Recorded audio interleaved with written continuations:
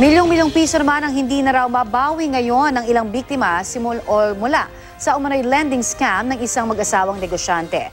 Balitang hatid ni Emil Sumangil.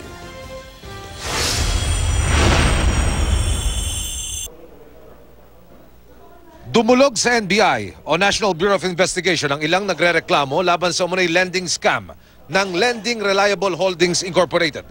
Pero tumanggi muna ang mga biktima na humarap sa kamera. Ayon sa reklamo, 4 to 6% kada buwan ang ipinangako sa kanilang tubo ng ilalagak nilang pera. Ilang buwan lang daw sila nakakuha ng interes pero ang kapital nila di na nabawi. Ang itinuturo ng mga nagreklamo na nasa likod daw ng umano'y lending scam ang mag-asawang Gary at Margarita Huang.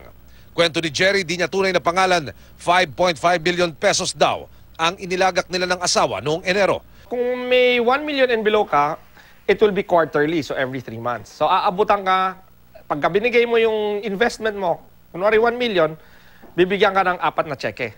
The 3 checks each month for each month's interest, and the 4th check is the principal. So after the quarter, kung ayaw mo na, pwede mo na. So walang commitment, di ba? Noong Enero rin daw may 480,000 pesos silang nakuha at 240,000 pesos noong Pebrero at Marso. Pero ngayong buwan, tumalbog ang inisyu sa kanilang cheque na inisyu sa kanila ng mga huwang.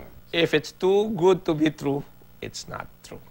Because you have to be careful. For everybody who was involved, who had been victimized, it's better to come out, file a report with the NBI to strengthen the case.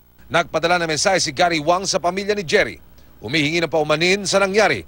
Pero ang misis daw niya ang nakakaalam ng lahat ng ito. Emil Sumangil, GMA News.